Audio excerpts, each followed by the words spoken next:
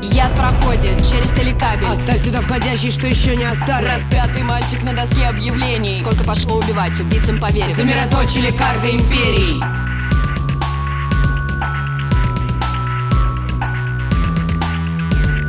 Ценность жизни переоценена. Женщина больше рожать должна. The script for tonight, I'll do some introductions, and we're going to look at just a very few images and have a conversation that kind of begins at the beginning of the show and then tracks back to the beginning of Pussy Riot. So we're starting, in 2021-22. When Ragnar and Ingibjörg first met Masha and the members of Pussy Riot. And then from there, we'll go back and do a quick survey. Most of you, I'm trusting, have been over at the gallery. You've seen at least the beginnings of the exhibition, so you know how dense it is. One of the reasons I wanted to bring this show to Vancouver and to Canada was because I had an idea of what Pussy Riot did, and when I got to Reykjavik and saw the show, I was like, oh my God, no, I don't. They've been doing a lot more than we all understood. And we're not going to touch on all of that tonight. It's an extensive history, it's a persistent history, and it's, to my mind, a very, very brave history. And I appreciate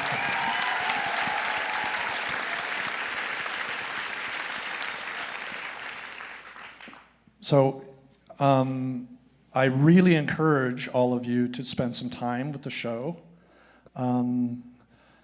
As I described it this morning, it's like an exhibition that the expectations you would have of any normal expectations, you would have to shake very hard and then throw out against a wall and turn the volume up to 11. And it is an explosive show.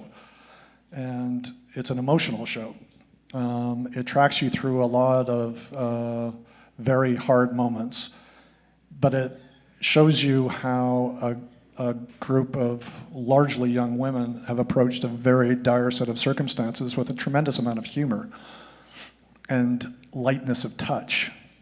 And that's also something that really impressed me, is how they were able to provoke an increasingly repressive regime and speak to the inequities and the injustices that were happening in Russia and have been getting worse and worse over the last decade, and do it, in a way that wasn't strident, that was full of color and life and energy. And that's what impressed me. I hope it impresses you. So we're going to touch on a little bit of that tonight and talk through a few of their actions and try and give you a sense of a little bit of the history. And we really want to save space for questions and answers from all of you. We won't have a tremendous amount of time. So again, I ask for your patience and for your good humor as we speak about the history of Pussy Riot. Immediately to my left is Maria, aka Masha Alyokhina.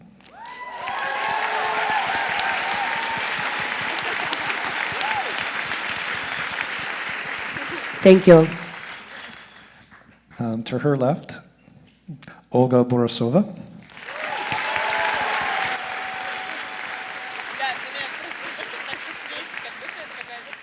And to her left, Diana Burkot.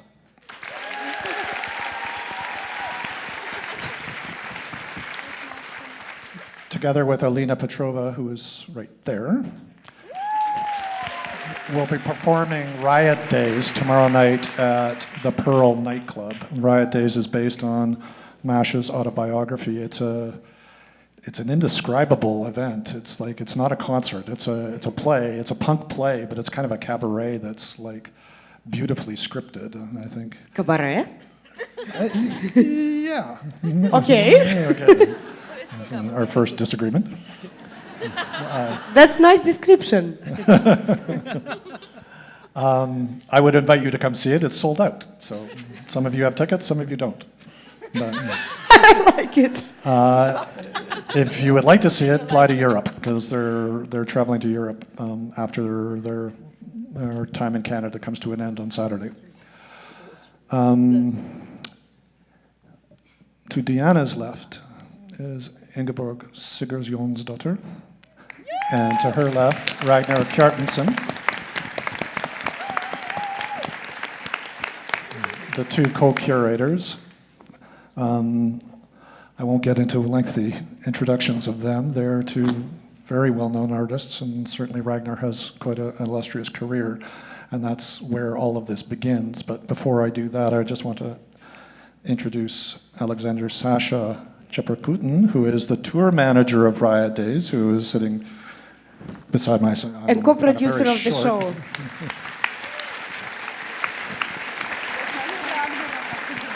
And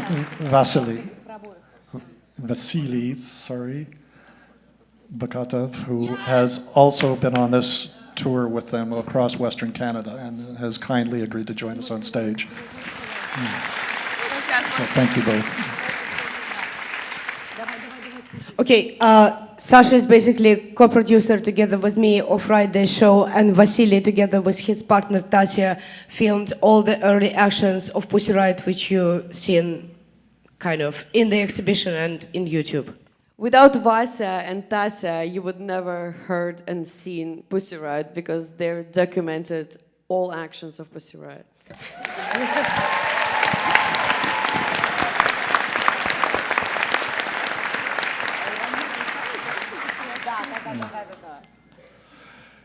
So, to begin tonight's talk, as I said, I wanted to sort of begin with the meeting between Ragnar and Ingibjörg and Masha, and I'll have them tell the story of this, because they will do it in a much better way than I'm going to do. But Ragnar was invited to inaugurate the opening of a major new contemporary art space in Moscow in 2021, GES2.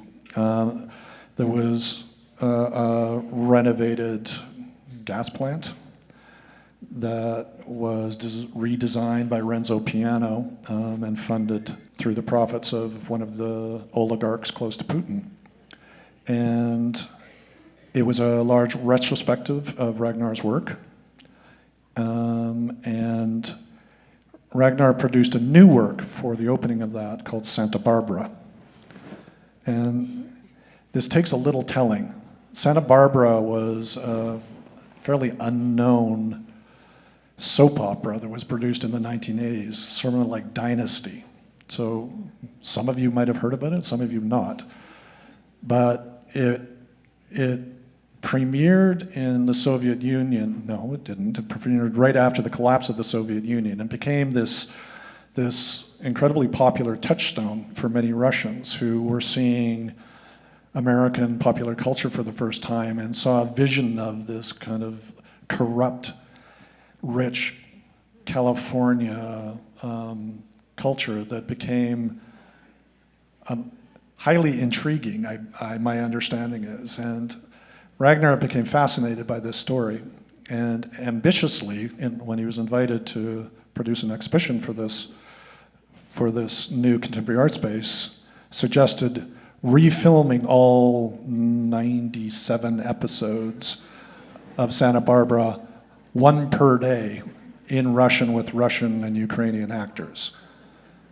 So this opened in late December 2011 and it ran through into May of 2022. No, to 24th of February. February, sorry, my dates are wrong. When Russia invaded Ukraine, at which point you pulled the plug. But it was during that time that you met Masha, and the beginning of all of this began. So what I'd like to start with is just to ask you about that experience. What does that look like 2 years in the rearview mirror? Tell us about the meeting of Masha and tell us what you were doing at the time. Tell us perhaps what that moment was like. So it was a crazy moment doing this reenactment of Santa Barbara and in the center of Moscow. And I think as an artist, I mean, when you make the decision to do something in Russia back then it really had to be a, you know, you were going into a very, very, especially in this place, kind of a poisonous environment. And I wanted to do something subversive and kind of play with ideas of Russian nationalism. That, like, you know, like, this is the birth of, this is Santa Barbara, the birth of modern Russia. And they were just put on. It was quite amazing, but it was all very, very scary and kind of shaky. And yeah, we were like half a year to decide if we should do it or not. And we were collaborating in it with this guy called Misha Friedman, who's a photographer, and he basically came up with this idea of the importance of Santa Barbara for post-Soviet culture. And when we were working on the show, he was just, you know, he told me that he was friend of Pussy Riot, and I was just very starstruck that he was actually a friend of Pussy Riot. Because, like, when you are in Russia, you really want to meet Pussy Riot, but the people who had the museum were not very eager to, you know, introduce us. So Misha invited Masha, and it was sort of because like the house was opened a few days earlier, and then like there was like an official tour around the building with Vladimir fucking Putin, and that was scary. Without us. And a lot of the works were shut down just so that the museum did not want to get into trouble, which was interesting to see how codependent everything was. But then, because everybody felt shaky, and then this like moment of clarity when we met Masha, she was then under house arrest with an ankle tag, and she was the first kind of relaxed, free person we met in Russia. That was just a crazy moment. And then we just started, you know, it was just great. And then Masha came with more of the Pussy Riot gang to hang out in Santa Barbara the day after, which like made us immensely proud. And we just became friends, and then we started plotting collaborations, because like first it was about video stuff, and then came this idea to make an overview show of Pussy Riot. Yeah, because like Reid briefly mentioned, most of us knew Pussy Riot. I mean, we knew the punk prayer in the church. A lot of us knew about the World Cup action when they ran into the field when World Cup was held in Russia. But that's about... Sochi, the Cossacks with the whips. That's true. So a few actions have made it to international media, but for all the years after that, at least us, and I think a lot of other people in the West, had no idea what they had been doing. And seeing the extensive work that they'd been doing consistently throughout all these years, it was just so impressive. So we were intrigued from an artistic perspective. And Masha was just showing us this stuff on the phone. like you put the rainbow flag on the office of like the president of Russia? And we are lucky enough to be a part of an artist collective in Iceland that runs a space called Cling and Bang that was founded in 2003 and is run by a pack of artists. And it's a really good playground to test out things, and we can take on really big projects without realizing where the hell that's going to take us. So we thought, okay, we could do an overview show of Pussy Riot at Kling and Bang, and that's somehow how it For both, for both the obvious political reasons and also, it's just from an art history point of view. We just think that Pussy Riot's works are really important in the history of performance art and feminist art, and of course just like actions and all the good stuff. Yeah.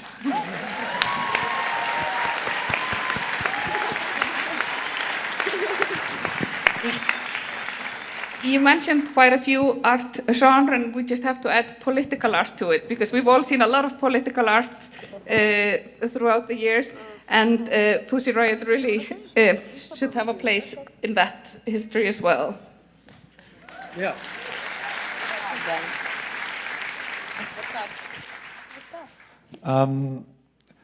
So this comes again. I mean, to me, there's a really poignant moment when all of this happens, and I'm going back to that moment in 2021. My dates. Have you been in terrible. Russia? I'm serious. Well, I would love to. It's a much better language than English. That's Yeah, for sure. I mean, if you've been there, like when? Have I ever been to Russia? Yes. No, never. You listen and see all of that only in pictures. Yeah. It's interesting. Thank you, I think. But this moment in Russia, when I guess, from my perspective, maybe from others' perspective, that when Putin invades Ukraine, he shows his true colors. And I think for this whole era, beginning with the fall of the Soviet Union and ending, effectively at that invasion, that's bracketed by, Ragnar's peace in some form or fashion, is a kind of moment when the West had this sort of fantasy or delusion of Russia, that Russia could be swayed by what, maybe altruistically we call freedom, or, more cynically is money and commodities, and the flood of commodities that were coming into Russia certainly gave the West this idea that Russia was going to be just like us. I'm interested in the fact that Putin and Russia turned their back on that aggressively, and that Pussy Riot was warning us of this right from the get-go. So I'd like now to sort of track back to the beginning, to some of your early performances, and maybe have you talk a little bit about them and talk about how much of Putin you saw then that became the guy he is now. Okay. First, hi.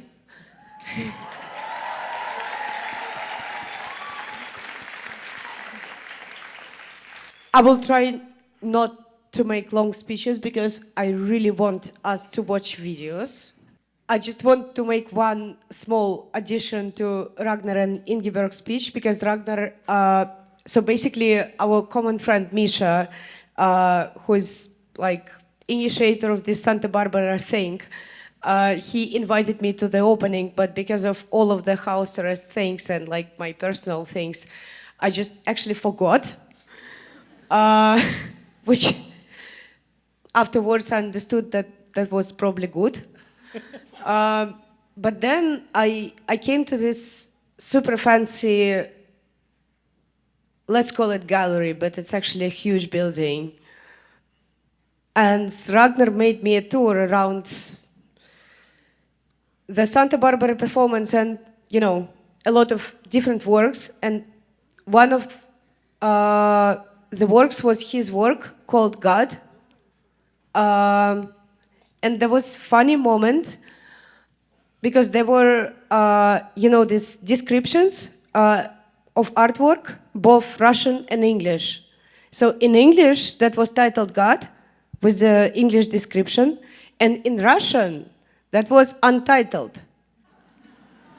which was like strange, because how you can censor the God? I mean, yeah, I just filmed it. I filmed it, and put it to Instagram stories. And media, which we found it was Peter and Nadia, somehow got my stories and made the news. And somehow Russian independent media reposted this news, and it became kind of high in Russian internet. So next time when I came with my girlfriend to introduce her to Ragnar, that was already something in the eyes of curators, like which was saying like that I'm not super good person. But I mean, in 2021, if you would somehow come to Moscow, that would be invisible for you, all the horror things which are going on, because it looks like a usual city. It's like buildings, shopping, people walking around having like latte and wine in the cafe, and everything looks fine. And this is the most horrific thing. And especially if you're like locked in house arrest and then you go out and you like see all of that like it was before, like everyone just leave, you know? It's kind of, it's quite tough experience because it's not North Korea. It's no this strange music playing every night. It's no commandant's hour or something like this. But I mean, in reality, it's fascism. Yeah, that was just small addition to 2021. And we were just talking before how we will do this talk, and I really want you to see the first action which I participated with Pussy Riot. It's in the Red Square. Putin peed his pants.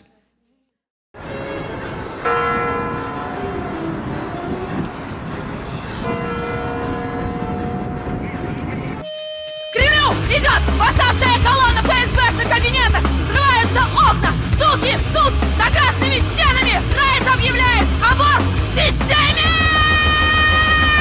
Атака на рассвете! Не стану возражать! За нашу свободу! Хлыстом карать! Святая Мадонна научит нас драться! Феминистка Магдалена пошла на демонстрацию! Бунт России! Харизма протеста! Бунт России! Путин застал! Бунт России! Мы существуем! Бунт России! Riot! Riot! Выйди на улицу!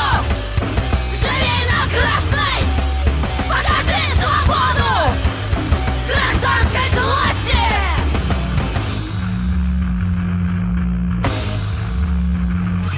Недовольство культурой мужской истерии! Дикий марксизм пожирает мозги! Православная религия жесткого пениса пациентам предлагает принять конформность! Режим! Идет цензура сновидения! Пришло время подрывного столкновения! Стая сук сексистского режима просит прощения феминистского клина! Бунт России! Харизма протеста! Бунт России! Путин состав! Бунт России! Мы существуем! Бунт России! Riot! Riot! Выйди на улицу! Живи на красной! Покажи свободу! Гражданской злости! So Putin peed his pants is not your first, not Pussy Riot's first action, but in a lot of recollections of it, it's your first really successful one. So maybe answer whether that's true or not, and what makes a successful action?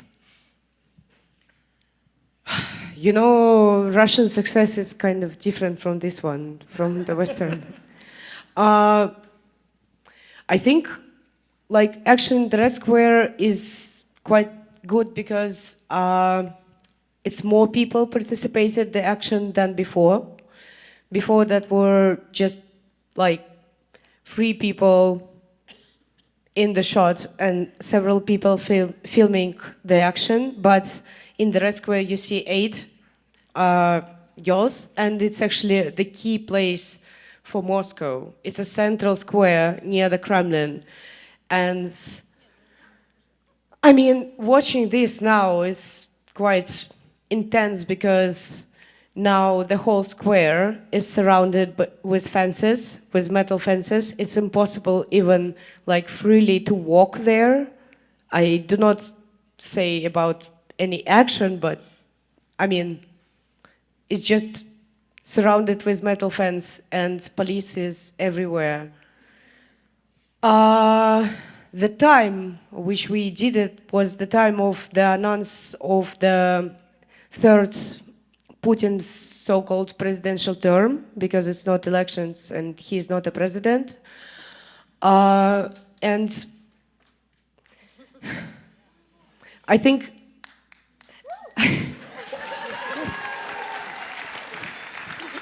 Спасибо. So many people were protesting. I mean, you've seen just like 8 girls in the Lobное место, which is this stone ring, but there were hundreds of thousands of people on the streets protesting against these elections.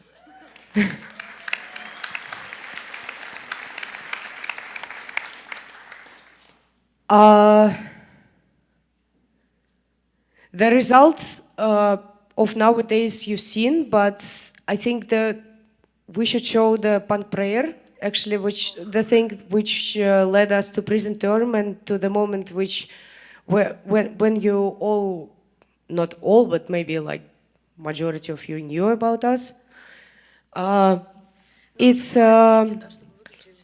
So basically, in 2012, Putin started to use Russian Orthodox Church as a propaganda organ. And that was kind of a turning point, because before that, that was just a TV promoting him. And then he understood that the church is quite influential thing. Also, he has a role model, Joseph Stalin, who did the same thing during the Second World War. He used the church, and he actually turned the church into a propaganda organ. So Patriarch Kirill, the close friend of Vladimir Putin and KGB agent, as Vladimir Putin, he started to promote Putin for kind of this third term and calling him as a miracle for Russia and all this like shit. So we did kind of sarcastic song about that, and then we've been in prison for that, which we didn't expect. Let's watch.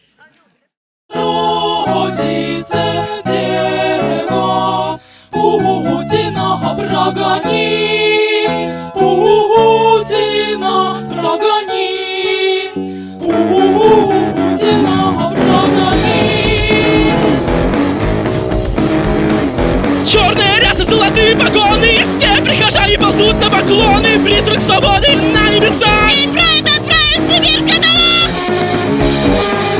Глубоко губы, их главный седой, ведет протестующих сизовый конвой, чтобы святейшего не оскорбить. Женщинам нужно рожать и любить! Срань, срань, срань, Господня! Срань, срань, срань, Господня! Срань, срань, срань, Господня! Срань, срань, срань, Господня!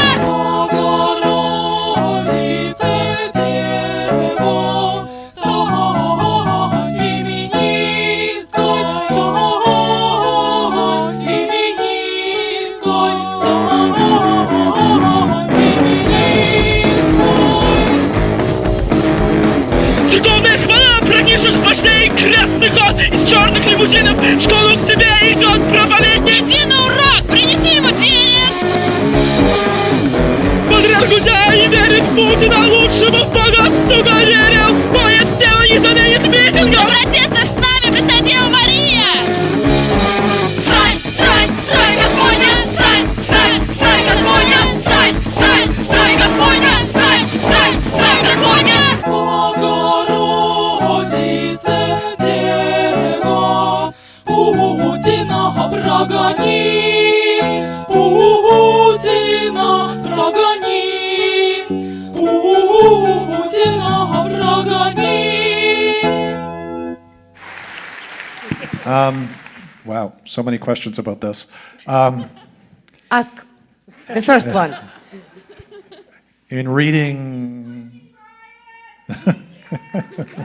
You're welcome.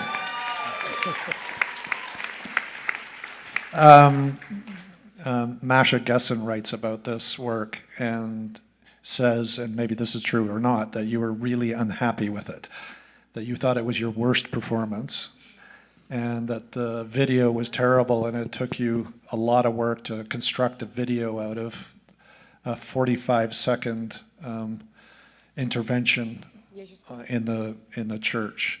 It's since become largely your most well-known and popular work, perhaps because you went to prison for it, but what made it successful? What didn't make it successful for you? So basically, when we went to the church and we started, we've been interrupted quite soon. So we managed to make only 40 seconds of the song, and song is longer, as you heard. So we've been led to the exit by the guards, and we ran away from there. And after we were sitting in the cafe across the street, across several streets, and Katya was like really complaining that they took the guitar. So she really wanted to go to the police station and take the guitar back because that was expensive for us. And she was like, I will get like only 15 days of detention. Come on, I would just should take the guitar. And nobody wanted to publish it, but except me, probably. But then some journalistic reports came out and we had to publish it. And then we came to Nadia's and Peter's apartment, and Tasha and Vasha started to edit the video very fast, I think.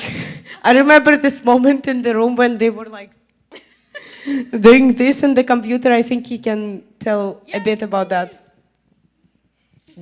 Yeah, this was a successful action because when I was driving them and Masha was in my car too after the cathedral, we were driving in the very center of Moscow, very snowy.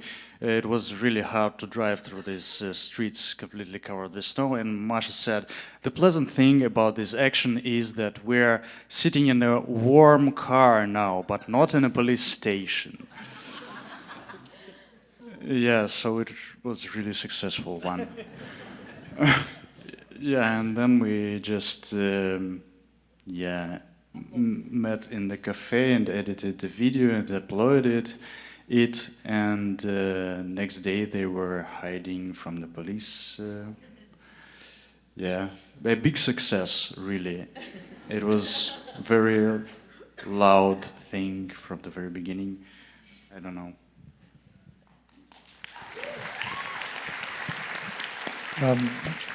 Deanna, you were one of the people in that performance, and for many years were anonymous.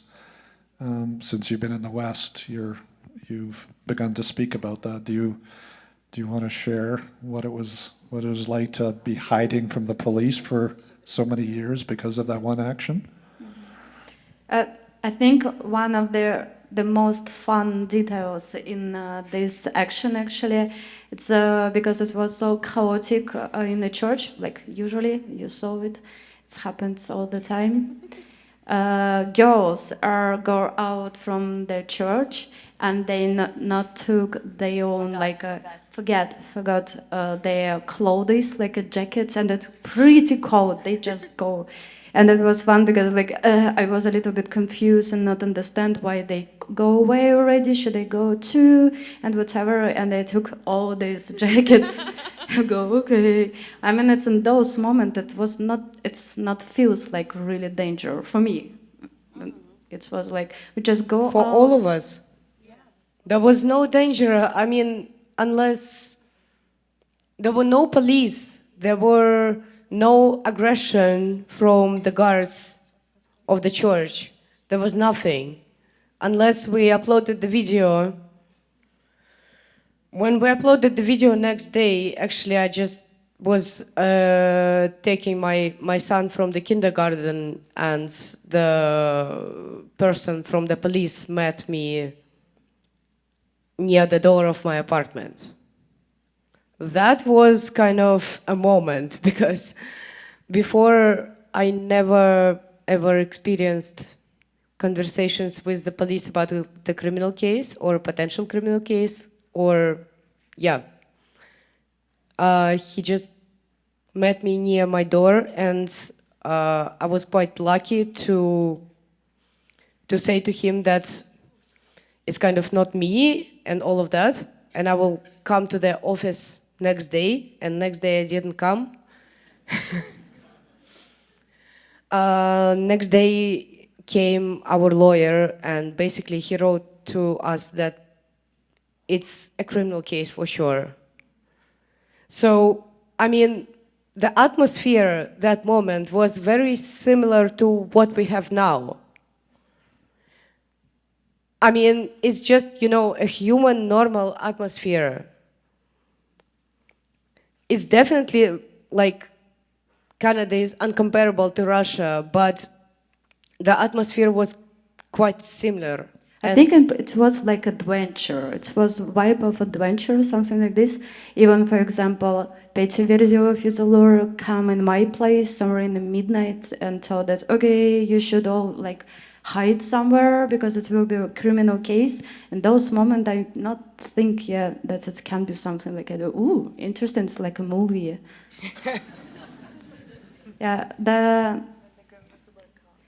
The girls like Nadia, Masha, and Katya hide together in one place, and I just decided to hide in another place because of the movie. We should everybody.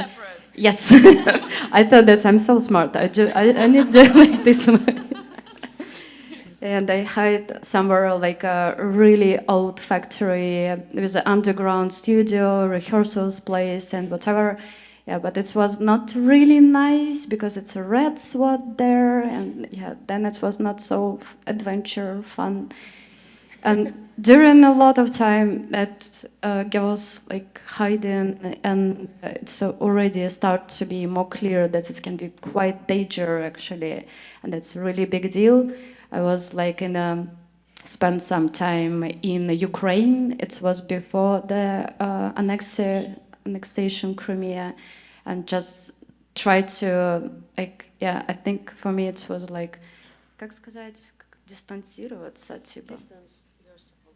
Yeah, like a distance, I think. We quite like communicate, but really carefully, because it was the theory that they know there was a girls, but they not what exactly, because in the Red Square it was 7 or 8 girls. I mean, in a church it was actually 5, but everybody think that it was 4 or 3. Like, yeah.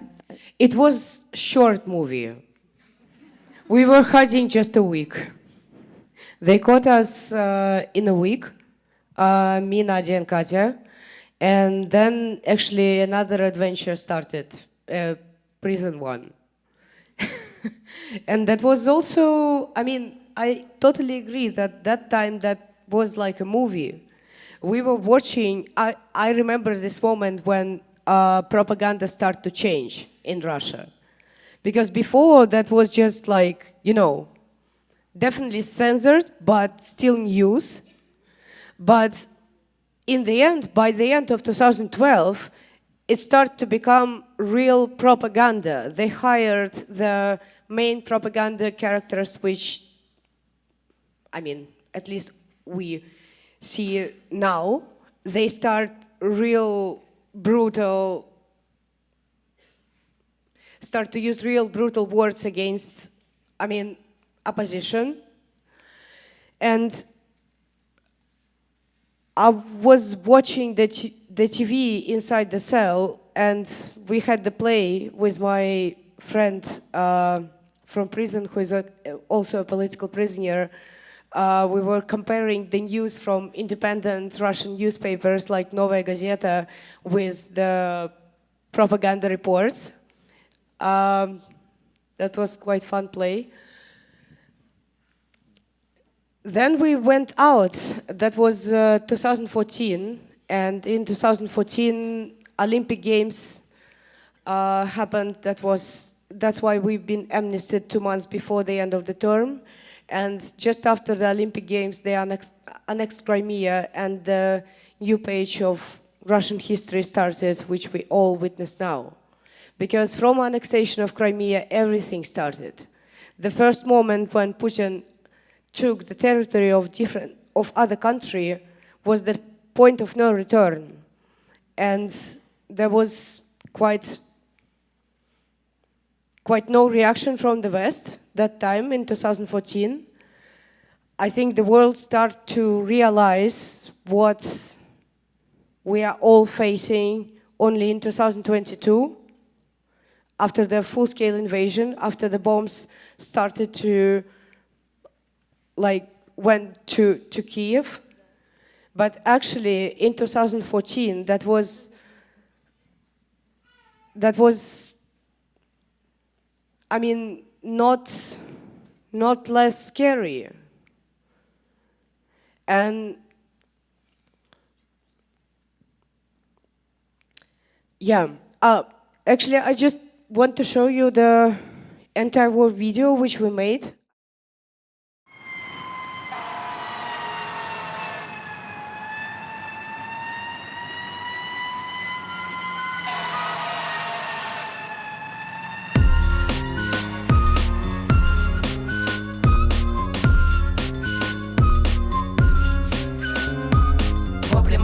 Под синим небом купольным свято место не пусто и давно куплено. Властик у власти, З значит свастика. Танки на праздник, русская классика. Пока стариков украшают лентами, мы становимся иноагентами.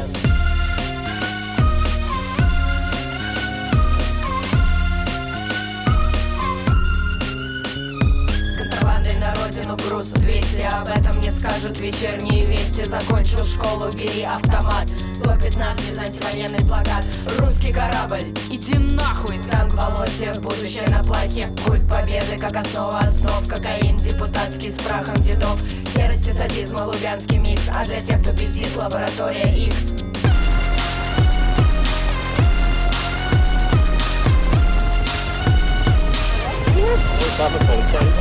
Мама, я в плену, не смотри телевизор. Мама, здесь нет никаких нацистов. Мама, почему войну называют операцией специалистов? Специалистов я не пойму.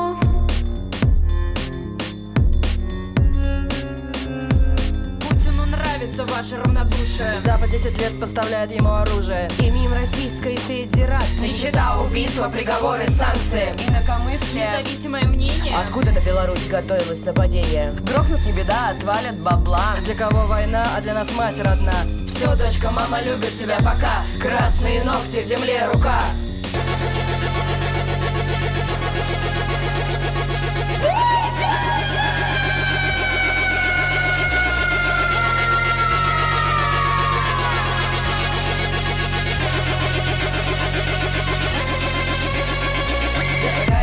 Мы здесь без креста, чудовищная весна решила настать. Измененная, ненужная конституция. Нам пора совершить революцию. Пусть Москва горит, мир на крови.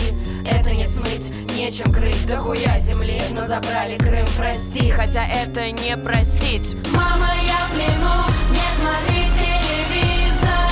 Мама, здесь нет никаких нацистов.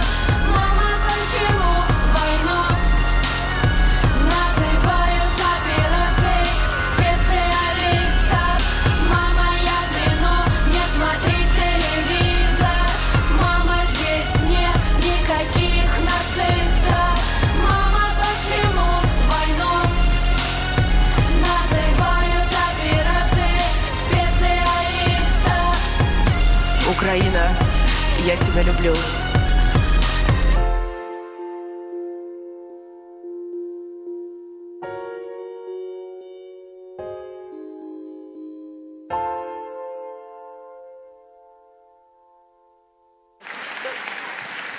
If you watch it in YouTube, there are several seconds after this last scene.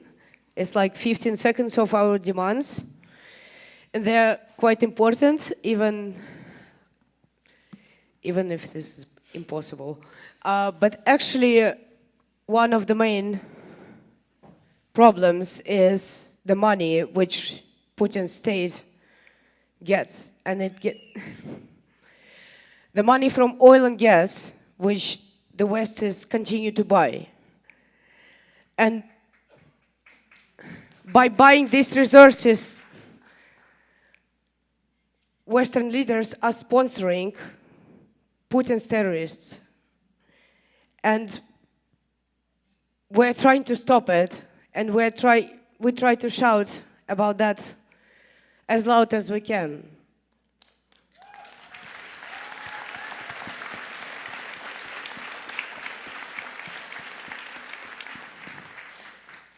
The second thing is the property which Russian oligarchs still have in the West. It's villas, bank accounts, yachtas, and for our opinion, it should be freezed and confiscated, and the money should be given to Ukraine. Yes.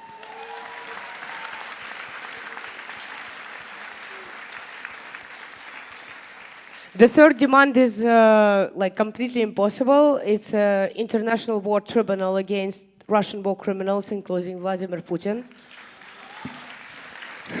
We did it in 2022, but for now we understand that it's actually the war tribunal can be replaced with just liquidation. We understand. Меньше аплодисментов, но зато правда. Зато правда.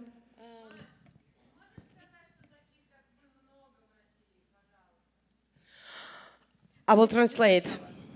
It's actually a girl asked me to say that there are a lot of people inside Russia, and I actually can prove it, who think like us, but they are living under the war censorship, and they cannot spread the message in the amazing stage like us, because they will be imprisoned up to 8 years because of the discreditation of Russian army and fakes. But they exist, and they want you to know that they exist. I think we need to say only one thing, not only, but still. That's about the visible of Russian opposition, and that's really a lot of people in Russia against this regime. When was Navalny's death? It was. Well, I can speak personally about my experience, but when Navalny got killed in his jail, I think we all at some point thought that the hope is dead as well. But seeing the footage of so many brave Russian people coming to lay flowers, saying the last words and saying goodbye to Navalny at the funeral and later on, inspired us a lot, because they live under these conditions. They live under conditions where they can be persecuted and imprisoned for just their position. And I think I personally have no moral right to give up, because so many people in Russia are still protesting and going to say no to this regime under these conditions. I think this deserves a huge respect. We are not there. We don't know. And many of the people in the West don't know how to live under those conditions. And I just want to say thank you to them, to be so brave, to still, under those conditions, to come and say no. I'd like to make sure that we have time for questions. So we're going to open up the opportunity for people to ask. So my question was there anybody who inspired you during your career? Anybody who kept you going? Other punk bands, other movements? Yes, Right Girl movement. It's actually quite fun because we've been inspired by the artists from the West. And now you're listening to us, which is like a bit circulating. Yeah.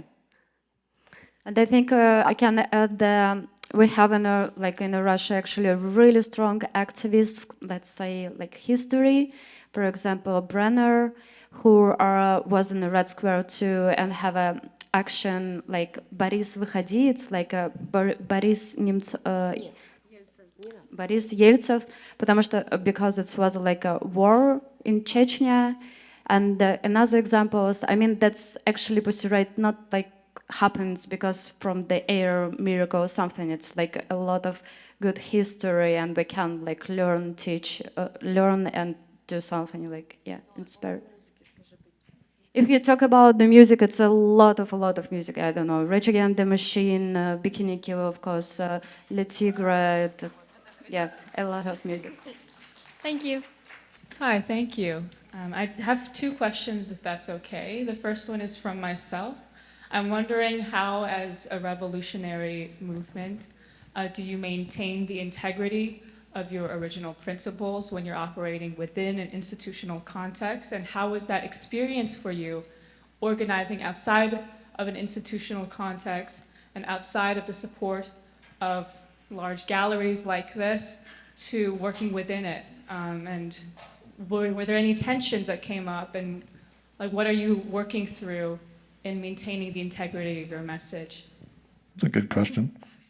Okay, I think I first time asked myself this question when I went to the stage.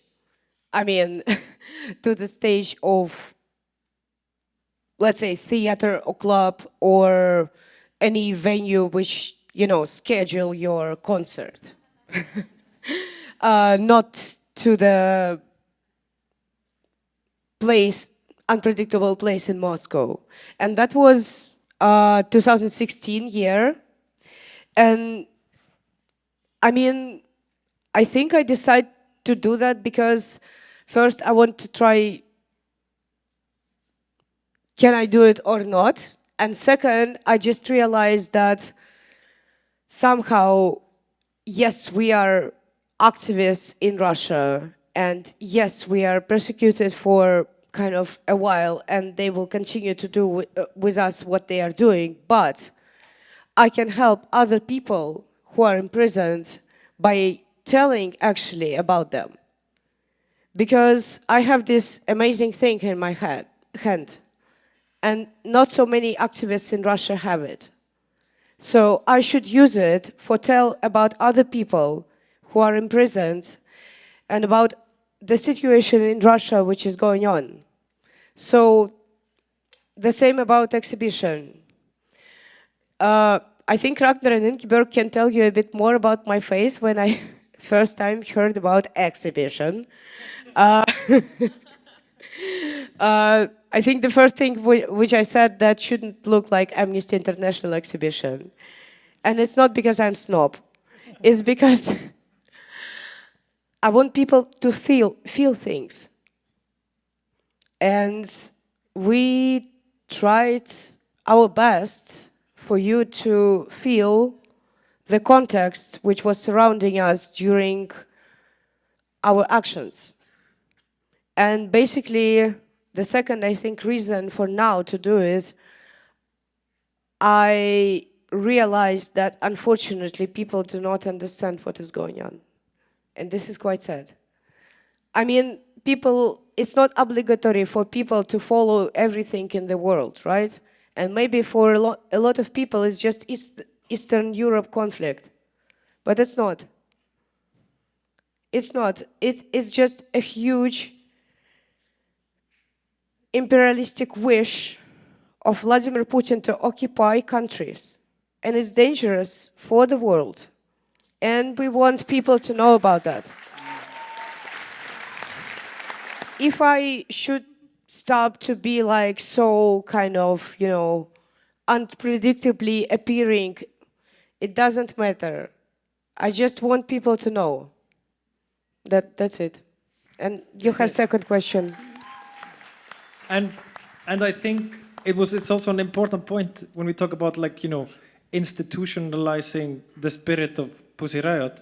It's like the show was first done in collaboration with Pussy Riot and Kling and Bang in Reykjavik, which is an artist-run space, and kind of, you know, everybody doing it kind of in volunteer work, rock and roll. There was no, like, you know, institution. There's definitely no institutional structure, and I think that was like where the show was created. And then it's fantastic that a great institution like the Polygon takes it on here. And are everybody who here was in the exhibition in the show? If you saw it, it's really like DIY, like just tapes and photo from internet and really like shitty video. And it's maybe good to mention that, like Ragnar said, like it was created in this far from institution spirit in Kling and Bang, with just a major, massive group effort doing a tsunami of work to let it happen. And then, like, coming to an institution like the Polygon, we've had complete freedom to do it exactly the way that we want it to be. So there has not, I don't think there's been like any institutional clash in it. We've had like complete freedom. And I wanted to add that our values stayed the same. Our political climate in Russia became worse and worse throughout the years. And I think what we witness right now is the darkest moment of our history, like of modern Russia. And we are ready to use any platform to speak to Western audience right now. In terms of importance, helping Ukraine to win this war and talk about political prisoners in Russia. At this point, this is our priority because we want the world to understand the dangers of dealing with Putin. You can't make any deals with Putin. He's gonna fuck you up anyway. And he's not ready for any compromises. And I think Masha and other Pussy Riot activists and other political prisoners in Russia are the living example. Some of them are dead right now already. Are the living example of you can't make any deal with current government of Russia. And for us, this is the priority. And we're gonna use any platform we have, like this one, for example, to remind you all, and please understand that Putin is not gonna compromise with you and he's gonna fuck you up anyway. Yes. I want to give the microphone for Sasha, who is holding, I think, the most interesting chair in the stage. Actually, Sasha, how to say it? I think he pushed me to bring my book to the stage for the first time 6 years ago. And now through our concert, which I think some of you will see tomorrow, we raise money for Children's Hospital Akhmadit, which is based in Ukraine. Also, 100% of the catalogs proceeds goes to the same hospital. And I just want Sasha to speak a little bit about, how we met for the first time, because we met in penal colony ages ago, and then about whatever he wants. Okay, so I think that most of you understood the roles of our people on stage today, but I just want to tell you a little bit more, because it's important, I think. So you know that without Vasily, you would never know about Pussy Riot, because he's the author of most legendary videos, and Diana was the initial co-founding member of Pussy Riot, and now she's a musical core of our show that you will see tomorrow. And Olga joined us in 2016. She was a policewoman in St. Petersburg, and later probably she decided that it's more useful for humankind to be a member of Pussy Riot instead of Russian police. And and I met Masha in prison. I was not in prison, but I visited her in prison in 2013 because I was a director of big Russian festivals, and that's why I was able to approach all big stars like Madonna, Sting, Paul McCartney, Peter Gabriel, and urge them to write letters and to make video statements. We published this all over the world, and then we became friends with Nadia and Masha, but mostly with Masha, and that's why I just asked her to do a show in 2016 and convinced her to do this show, which probably some of you will see tomorrow. And since we revitalized this show called Riot Days in 2022, after Masha finally made this breakthrough through borders, after her chain of house arrest, jail, for just one tweet supporting Alexei Navalny. So we dedicate we dedicate this tour, the last phase of this tour of Riot Days, to Alexei Navalny, to the memory of Alexei Navalny, and also I know I found this children's hospital Okhmatdit in Kiev, which I think is the best medical institution in Ukraine. Very noble doctors. They even do their very complex surgeries when they don't have lights as a result of bombing of Russian army. So I know personally the chief doctor, and for 2 years, even less than 2 years, since May 2022, speaking about Canadian dollars, we probably sent them about 250,000 Canadian dollars for less than 2 years. So why I mention this, because seeing such a surprisingly great amount of people here, and just great people who just spontaneously in the last moment brought some Masha's books, first edition, hardcover edition, and some t-shirts over there. And if you buy these t-shirts and books, you directly contribute your money to this very noble people in Okhmatdit Children's Hospital in Kiev, Ukraine. Thank you. Thank you, Sasha.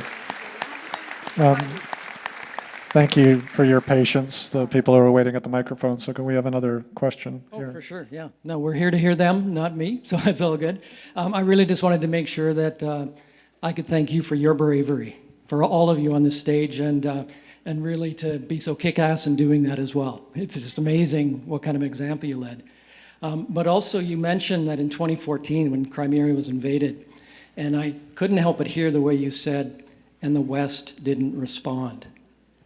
I'm just wondering what that did to the mood for all the brave people in Russia who may have been anticipating that or hopeful of that.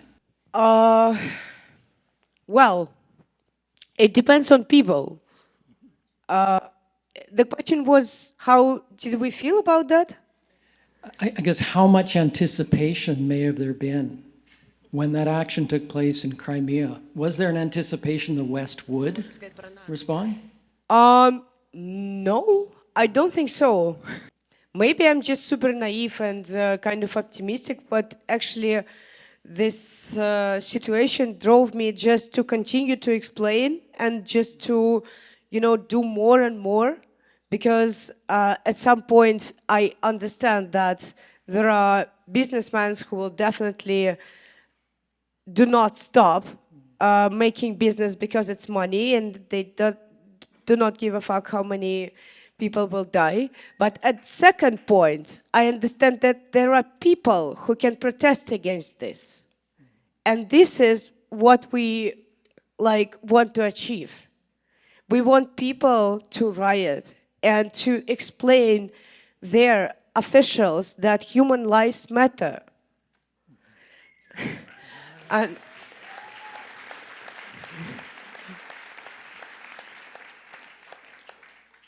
there were and there are so many mistakes in history in general, but I don't think that actually the last late moment exists. We should keep trying.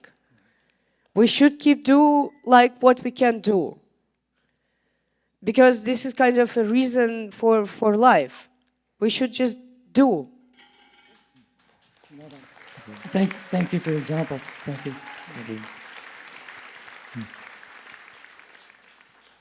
There's another question here. Yeah, hi.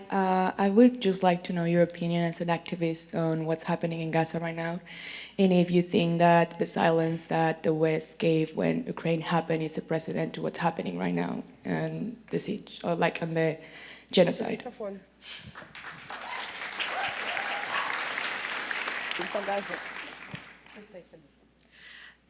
You ask about Gaza. Yeah. So the thing is, it's definitely painful to see what's going on in Palestine right now, and I've been there several times myself. I'm devastated by the fact that the West is overlooking for what's going on, like the humanitarian catastrophe right now in Gaza. I don't know politically if it's right now it's possible to have a resolution in, like, I don't know, two-state solution right now, for example. With the tragedy as well that happened on the 7th of October. It's just very painful to see what's going on. Unfortunately, we are not there, and we are not, you know, I have friends from both sides, you know. I'm not saying I have friends from IDF as well, of course, not. But I have, I've been to Palestine many times. I've been to like 3 different cities. And for me, we've been there with Masha together. Yeah, it is very painful what's going on right now. And I hope, and I can tell for myself that in general, I don't think Biden should deal with Bibi Netanyahu at all, because he is a corruptioner and he's a war criminal. Yes. Unfortunately, I cannot give you, like, you know, like clear political resolution on that, because people were trying to do that for, like, I don't know, at least 70 years. But it's very painful to witness what is going on. And yeah, I don't know if I can tell more than that. I witnessed myself the process against Bibi in Israel, but the problem is that the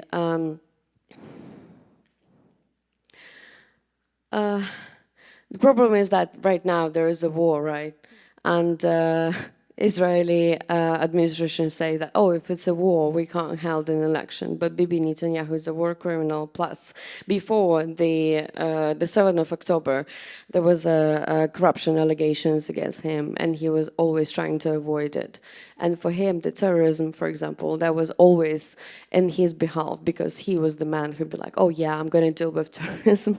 And they were overlooking the report that was sent by the Secret Service about the 7th of October. And I'm just devastated, and I'm very sorry about what's going on. And yeah, this is all what I can say, because I can't, unfortunately, I can't solve that. But definitely, I'm very concerned about what's going on. Yeah, I think it's just absolutely fucked up that human lives, again, mean nothing. And there's another war that's going on, and yeah, this is just very painful. I'm sorry I'm not having a better answer for that. That's fine. It was a great response. Thank you. Thank you very much. Thank you. I think also it will be fair if Ingibjörg is very, very, very concerned about Palestine situation, and I think it will be fair if she will say as well. Because, like, we are all in the stage. Yeah, on the stage, yeah. Well, I mean, of course, I'm incredibly disheartened towards the tragedy unfolding in Palestine and the suffering and the humanitarian crisis and the famine that is there. And I would wish that the Western nations would gather all their powers to focus on saving human lives, because it is possible, and people just need to take their hands together and understand that the value of human lives is stronger and bigger than anything else, and we cannot let all the suffering go on without interfering and doing everything possible and not letting any politics or anything stop aid getting in to Palestine and getting an immediate ceasefire. That is what we need. Do you have any advice or words of wisdom for anyone who wants to participate in any kind of activism or action? Documentate your actions.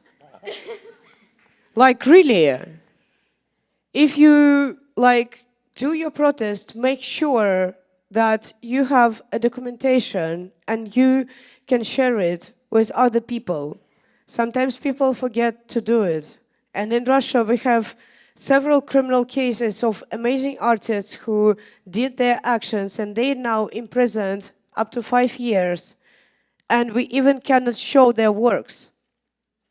I know it sounds kind of a little bit not inspiring, but it's practical. No, it's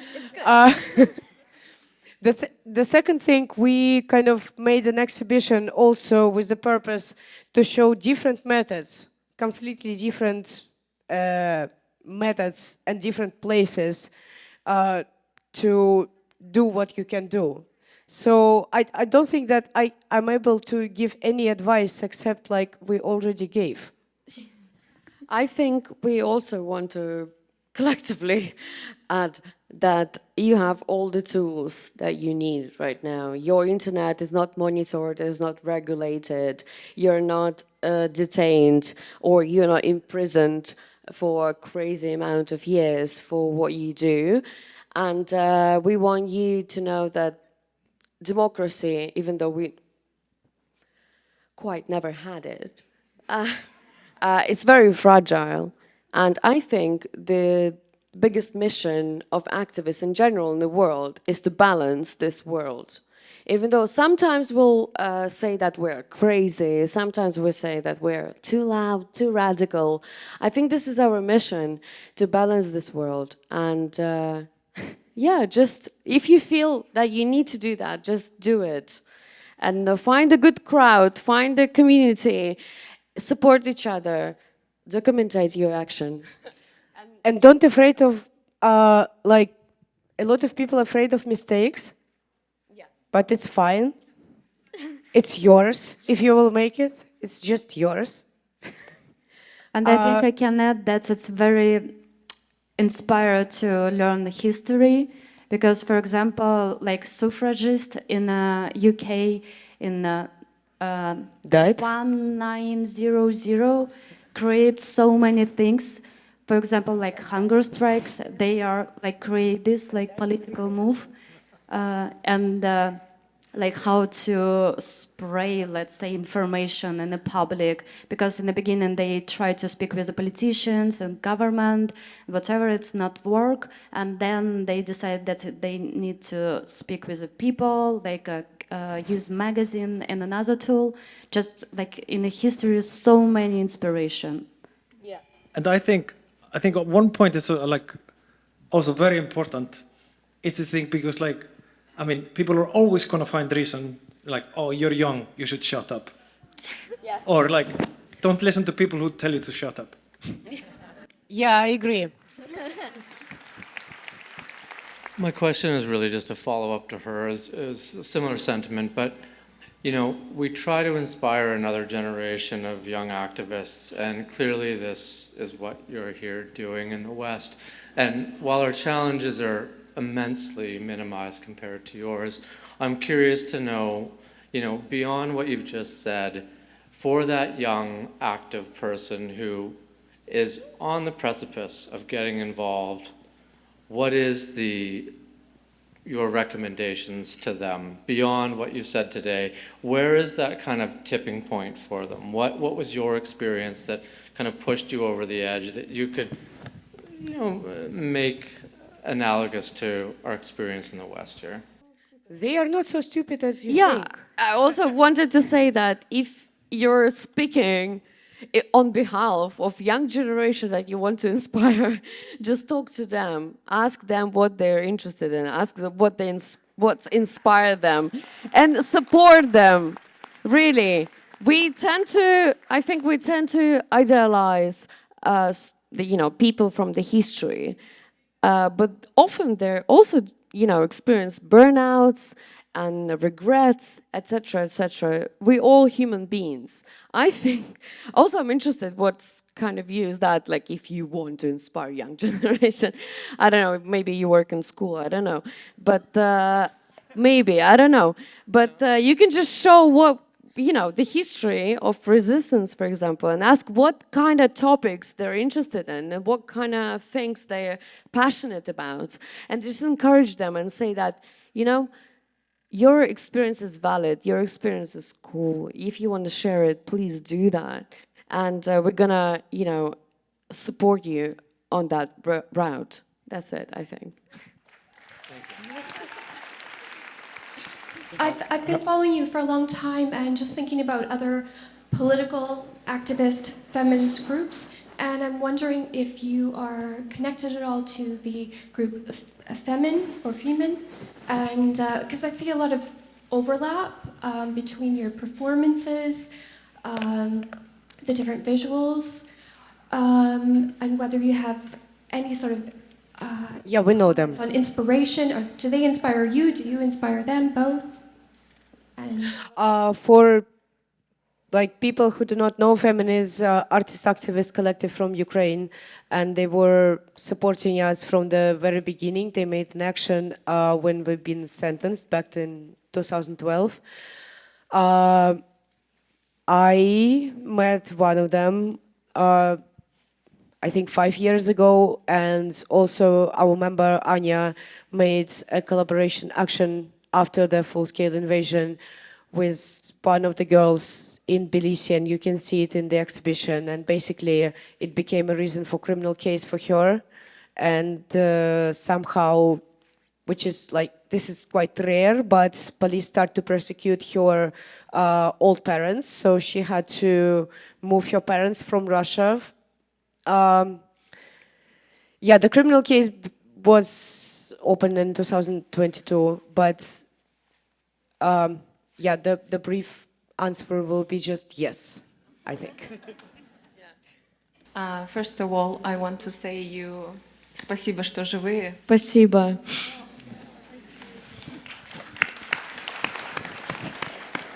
And I want to introduce myself a little bit.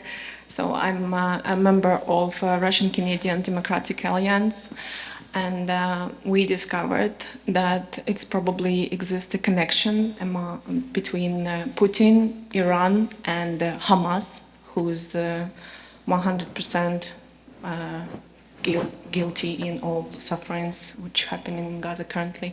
And I just wanted to ask, do you believe in such connection maybe? What do you think about if Putin could be involved in more bigger conflicts in the world these days? Putin is definitely buying weapons from Iran, and he invited himself, the leader of North Korea, to Russia. So this we cannot just appeal because it's documented. Also, right? Hamas leaders are very often in Moscow. That's just a fact. Would you? Yes, but what is the question in terms of the fact that when the West finally started to, turn around from Putin's Russia, Putin is looking for the new partners like Iran, North Korea, and that's why we think that these new alliances of dictatorships and totalitarian regimes is very dangerous, and this is not the world we want to live in if Putin will win this war, because for Putin this is the major thing. He doesn't afraid of sanctions anymore. He's not afraid of our demonstrations on the West. He's afraid to lose this war, and I think that's why it's everybody's concern right now who's consider himself political right now to not make him win. Yeah, exactly. Yeah, yeah. And also, I mean, for my opinion, one of the main danger if Trump will win elections in the United States this year, and if United States will quit NATO, it means that Baltic countries, other countries near Russia, ex-Soviet Union republics will be attacked. And we all will see the capitals of these countries bombed as Kiev. And this is horrible. This is not, we should stop it. This is, like, for my opinion, the main danger.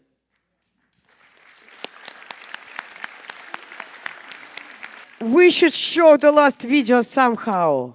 When the war started, we left the country to continue our anti-war tour and continue to raise money for Ukraine. This anti-war video is dedicated, well, we were inspired by a terrible story that is happening right now in Russia. Basically, right now, they're teaching kids in schools, they introduce important talks, which is teachers talking to children about the importance of patriotism. But what they say to them is that, you know, your life, well, happiness of your motherland is more valuable than your life. And it's very like almost Shahid philosophy in terms of you need to give your life in order to your country to thrive. We were inspired by the story of Timofey, a sixth grader, who also in this, in all those lessons, children are encouraged to write and actually forced to write letters to the soldiers that are fighting in Ukraine against Ukraine.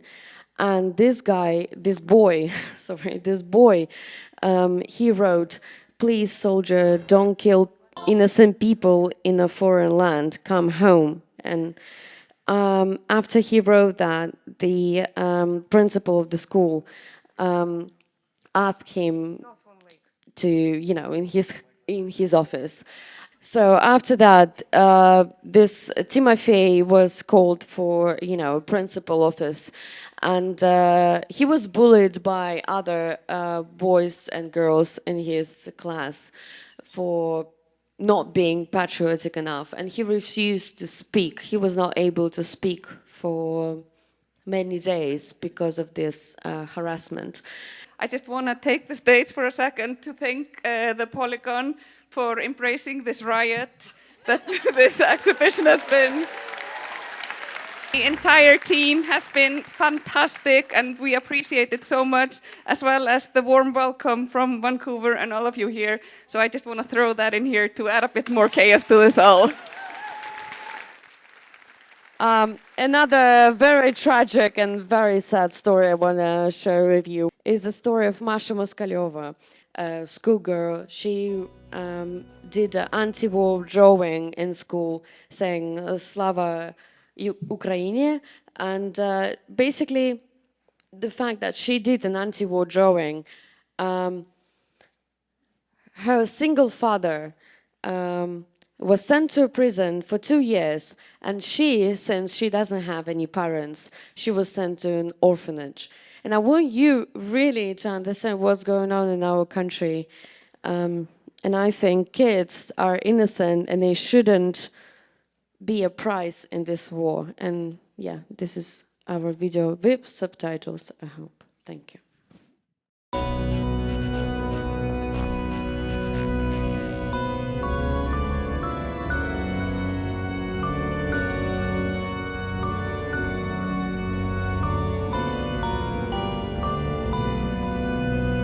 Яд проходит через телекабель. Оставь сюда входящий, что еще не оставил. Распятый мальчик на доске объявлений. Сколько пошло убивать, убийцам поверить. Замироточили карты империй.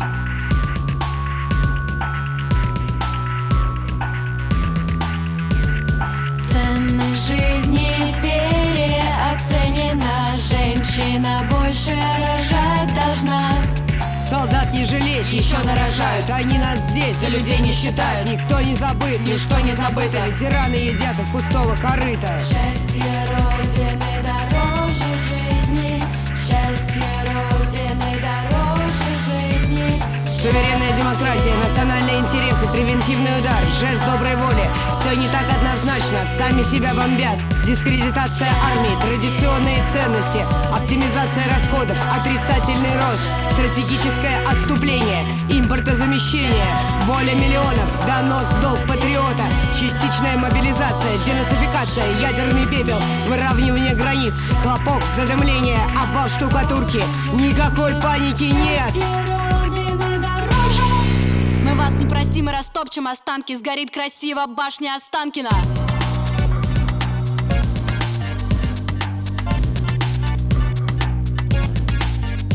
Полстраны осталось без дома. Пьют палачи в погонах. Заградотряды, марш заключенных. Ком сторожит у роддома. Ребенок шьет военную робу. Русское поле расстрельных полигонов. В черном пакете крещеном едет домой русский суженый.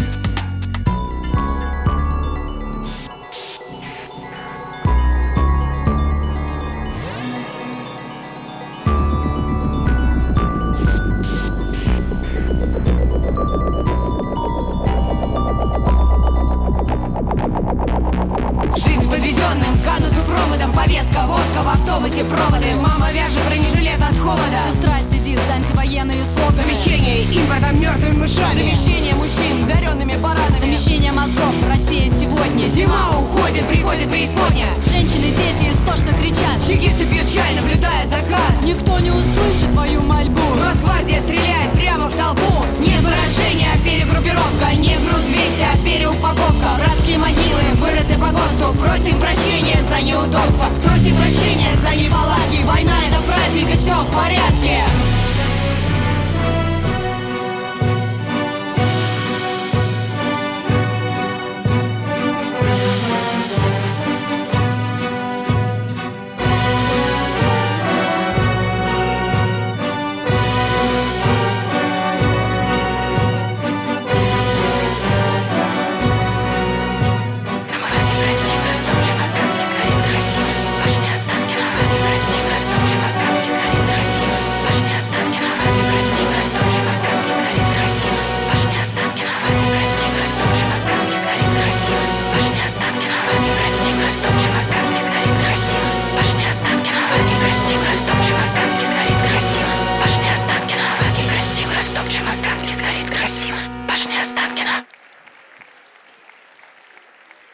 Thank you so much. Thank you. Thank you, everybody, for coming. Я сниму.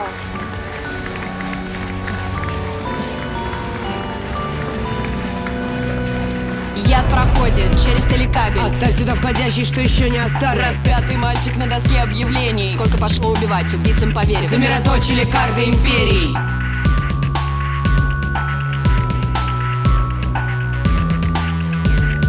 Ценность жизни переоценена. Женщина больше рожать должна. Солдат не жалеть, еще нарожают. Они нас здесь за людей не считают. Никто не забыт, ничто не забыто. Ветераны едят из пустого корыта. Счастье Родины.